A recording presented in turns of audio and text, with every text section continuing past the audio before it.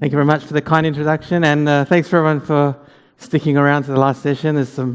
I heard there's some cocktails happening after this, so we can all enjoy that. And today I want to talk about how we can extend all of our 5 senses throughout the world using the internet as well as mixed and augmented reality.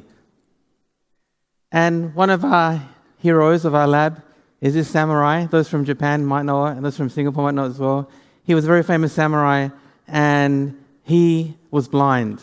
But he could win the war, win the battle, even though he was blind, because he could perceive the world with all of his senses. And just like that, we should be able to perceive the world through the internet with all of our 5 senses. That's one of our aims. But if you think about it right now, the way that we interact with computers is very much through audio-visual, and everything is behind a glass. Whether you're using your laptop or you're playing with your iPad, everything is either looking at the glass or touching the glass. And it's as if in the real world, we could look through the window, but we can't open the window, and we can't touch and taste and smell through the window. And also, related science has shown that more than half of all of human communication is non-verbal. So we lose a lot of communication now when we're just chatting online or on a Skype call. And that's why it's still very different. People still bother to come to these conferences and sit here because something is still different when you interact in the physical world. So I believe that in the future we will move from the age of information where we are today, and then we'll move into the age of experience, where through the internet you can share any experience and you can feel and even taste and smell what it's like to be somewhere, anywhere in the world through the internet. So I started this work actually with Vision, and here in Singapore as well. I was a young assistant professor many years ago at NUS, and I was very lucky. That time Singapore had a lot of money for military. I'm not sure now, but I got a very big grant from the DSTA, Defence Science Technology Agency. And they said, Adrian, can you make a wearable computer with augmented reality for our soldiers so that they can see during urban combat, labelling, and what's happening in the firefight. And at that time, we didn't have iPhones, and so it cost like millions of dollars. We made these wearable computers and head-mount displays for the soldiers. And after that project was finished, I thought, wouldn't it be great to use this augmented reality wearable computer to have new kinds of interaction, not just for military, but for everyone in society. So when I was a kid, about 10 years old, I used to love playing Pac-Man all the time. So I thought, let's use this system. We can become the human Pac-Man using wearable computer and head-mount display. And I'll show you a video of this system here. No sound? No sound happening? Anyway, you can see what's happening. I've got this wearable computer. So exactly where I am and what I'm looking at. So when we do this, we can then augment the real world, which I am in now, with the virtual world. So this Pac-Man world, I'm seeing it as part of the real world. I can see cookies in front of me, and I'm walking through them as if I'm the human Pac-Man. So that was actually filmed outside the Science Centre. Where's Daniel? Daniel from Science Centre. I don't know. There he is. I don't know. Anyway, so we did that at the Science Centre here in Singapore. But now, that doesn't take a few $1 million. You can do that for free, just using your phone. You can download an app onto your Android or your iPhone, and you can play augmented reality games for free right now. So this technology 10 years ago was like $1 million, and now it's nothing. So that's how far we've come along with augmented reality. We've also been looking at sound. Sound is very important, and I think sound was the first mass-market augmented reality, because before the Sony Walkman, there was no way to have your own personal sound. But when the Walkman came out, everyone could have their own augmented sound. So we believe sound is also a very big part of augmented reality. And we've been doing work. I don't have time to show you a video in this short talk, but we did a very fun experiment where one of my students in Japan, he turned an umbrella into a samurai sword. You can check this on YouTube, and it's a really cool thing. Just using sound, you can be a samurai. So let me now move on to touch. touch is a very important sense, and we don't really experience touch through the internet, a little bit. But touch is probably one of the very important senses. In fact, there's studies done with infant rhesus monkeys where they had two mother monkeys in a cage, and they could choose between one which was furry but didn't have any food, no milk, and the other one had the milk but it was kind of made out of wire, and the infant monkey would almost always choose the furry monkey and hug her, right? And they had to stop the experiment because they might starve. So maybe touching is more important even than eating, even for humans.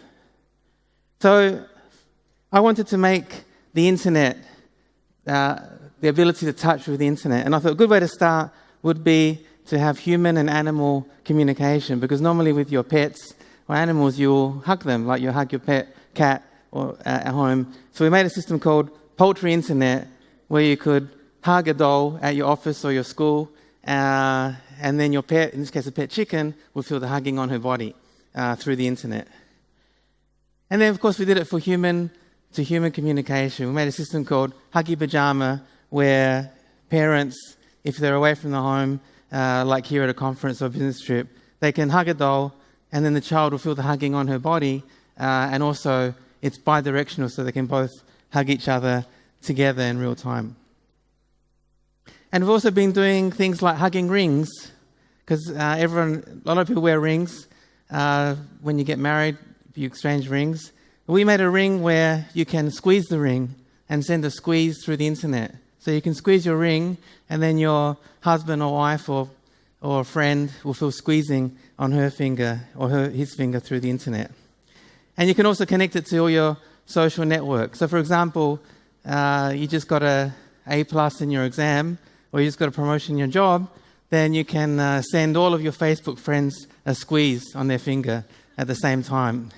So here's a prototype of the system, and we're currently working on a new version which will look very much like a normal jewelry ring. But we're not just thinking about squeezing each other, we're also interested about can we kiss each other through the internet. So we've made a device called Kissinger, named after Henry.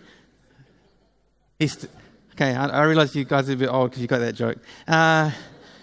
And it's a device where you can kiss each other, any one of your family or your friends, through the internet. And it can connect to your smartphone, so you can do a video call and at the same time kiss through the internet. So here's a scenario. Imagine that a daughter is studying. She got scholarship at MIT, MIT, and then she calls her dad in Singapore, and he's so happy that they can kiss each other through the internet. Okay, before I go that, I'm going to ask for a volunteer, because we have the real Kissinger system here, to come and kiss me on the stage. Can someone please come up? Don't worry, it's very safe, okay? So we're looking for a volunteer. Come on, Singaporeans, you're not that shy. Come on. I'm gonna. Oh, here we go. Is he running? Yeah, great. Thank you. All right. What's your name? Hey, my name is Cole. Cole. Okay. All right. So you're gonna use this blue Kissinger. And by the way, it's Valentine's Day today. Remember? So we're giving each other a kiss. So I'm gonna kiss here, and then you also put that on your lips, and you should feel some pressure on your lips. Okay? Here we go. And this could be through the internet. Okay?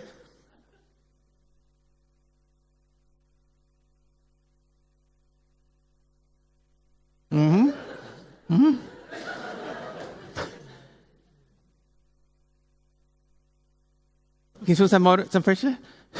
There's some motors there pushing on your lips. Yes, yeah. Okay, here we go. Yes? Great. Okay, thank you. Thank you very much. And happy Valentine's Day. All right. So now I want to move lastly on to taste and smell. And these are two senses that we very rarely think about when we're talking about internet communication. But just like touch, taste and smell is also very, very important. In fact, taste and smell, the only two senses which are directly intermingled with the limbic system of the brain, which is part of the brain responsible for emotion and memory. So it is actually scientifically true that a smell could trigger a memory. For example, you can remember your grandmother, or it could trigger emotion, make you feel happy or make you feel sad if some smell has done that in the past. So it's very, very important, two senses. But so far, very few people have thought about taste and smell through the internet. But in 1960s, this system called Sensorama was invented. Of course, in California, where all the great, crazy things are invented. It's called Sensorama. And as far as I know, it was the very first 3D motion picture system that had aromas, had smell. So people have been thinking about this for a long time. But the technology is quite difficult. But anyway, we've been working on devices that can send smell through the internet. So this device here is called Chatbirth, and we've been working on it for a few years now. You can see it start off really big, getting smaller and smaller, and now it is very small, this size here, and actually it's on sale in Japan. If you live in Japan, you can buy it. So who would like to volunteer to try this? Yes, please, come on down. Okay, so this is an app where you can have virtual barbecue without eating the meat. So 0 calories, 0 calories. All right. Okay, so you just press the middle button and you can see the meat. He's seeing meat on the screen here. And I'm then hungry. You're hungry, okay. And then kiss the smell? The smell came out, right? Yeah, okay. But unfortunately, it's not meat smell. We've got almond smell. So. Yeah, anyway, almond smell, yeah. Anyway, so you can send any smell through the internet. Wow. Thank you very much. Thank you. Thank you. Thank you. And you can try this after if you want. We're very happy to show you more demos. We've worked with this system also with some famous restaurants. This is Mugarit's restaurant, one of the top restaurants in the world, top 10 in the world. Chef Andoni with the glasses, he was named number 3 chef in the world by Guardian. And he wanted to make a device where you could virtually cook and eat their food with your smartphone. So we worked with them, and we had the smells from their restaurant. So even if you couldn't go to Spain, you can't go to Mugarit's, you can still experience the smell through your smartphone. We also work with companies such as Oscar Mayer. They did a big advertising campaign in the USA 2 years ago. You can Google it. It was called Wake Up and Smell the Bacon. So in the morning, you woke up to the sizzling sound of bacon with the bacon smell. But one problem with these kind of devices is, of course, they've got chemicals. So eventually you'll run out just like an inkjet printer. So now we're trying to make taste and smell without using any chemicals. We're directly stimulating the tongue using electrical and thermal signals. So we've made a device. I'm not sure if anyone who knows this chef. Heston. It's Heston. So he tried our device. And I'd like someone here to try this device. It's an electric device to stimulate taste using only electrical signals. So next volunteer, please. We had 2 guys. It should be a lady. Come on, a woman. Yes, thank you. All right, come on down. So Ika, my great assistant here, she's a great engineer. So what you're going to do is you're going to put your tongue, don't worry, it's been cleaned. Okay. You're going to put your tongue in between these silver electrodes. Okay, and then it's going to stimulate your taste receptors. You should feel a sour or lemony taste. Okay, here we go. Put your tongue in between there. Yes, there we go. Now we turn it. There we go. Turn it on. Yes, you feel it? Sour taste? Yes, okay, great. Very brave. Thank you. Thank you very much. Thank you. Okay, got a lot of brave people here. We've also got a device here. It's a little bit bigger, and this can generate the taste of sweet. And it's because in our tongue we have receptors which, when they're rapidly heated, our brain recognizes a sweet perception. And but it takes some time to set up, so we don't have time in this talk because I've got 38 seconds left. But you can come and try it later if you want. And this was a demo we did in Spain.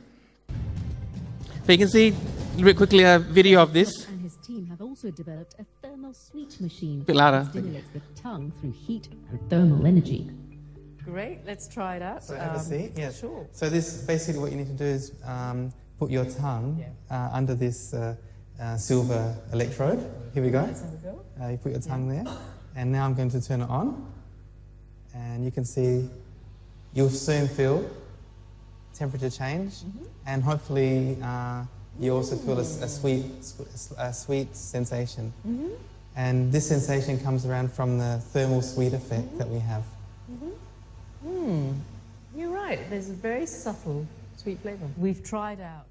Okay, that lady was from BBC, so it must be true. But if Trump, but probably if Donald Trump was, that's fake. That's fake news. But anyway, you can try it later. But our next device, which we don't have here because we're still working on it in the lab, is we're making an electric smell machine. And this is a device that will directly stimulate your olfactory receptors. We have a lot of them at the top of the nose and also inside the nasal cavity. But it's going to be a little bit uncomfortable to be right inside the nasal cavity, so we're just going to put in the nose. And we're currently, as we speak, my students and engineers are testing it right now.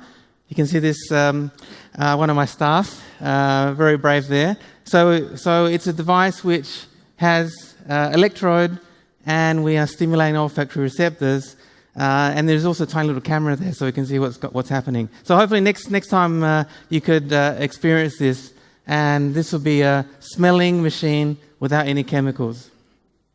So to summarize, we hope that in the future that through the internet you can communicate and you can experience anything and anyone in the world with all of your 5 senses.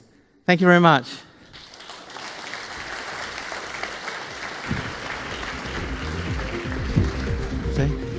Questions, anyone?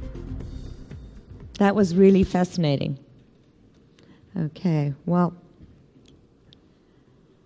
I have one for you. Do you think multi-sensory internet communication technologies will take off on the consumer market? And if so, when? Good question. I think that a lot of these things, some of them are on the market already. This Senti's on sale in Japan. So, but some of the other devices may take a long time. You know, Alan Kay, one of the greatest computer scientists ever, he invented tablet PC in the 1970s in Park Xerox Labs. It took 40 years for iPad to come out. So we don't know. Some things can take a long time, and some things can come out quickly. But I do know that people really want to experience all of the 5 senses. They want to be able to have dinner with their grandmother, even if she's in the other side of the world. So I think it's going to be something that's going to be coming to our homes. And before you go, I'm going to ask you this last question. What technology do you predict will be the biggest game changer in the next 5 years? Well, I think that in the next 5 years is actually quite a short time, but I think now the people who work in our area have been thinking about virtual reality for a long time, since 1980s. Actually, right. Virtual reality was invented in the 50s by Ivan Sutherland. But you see now, I can go to the Samsung shop and I can buy gear, and it's like, I don't know how much it is in Singapore, but in Malaysia it's like 300 ringgit, 100 Singapore dollars. Imagine that. So I think very, very soon, in many, many parts of our life, in work, in school, everything, we're going to have virtual reality. It's coming. It's already come to the marketplace. It's going to be a big game changer and a big money maker. Great. Well, thank you very much. It was absolutely fascinating. Thank you. Thank you.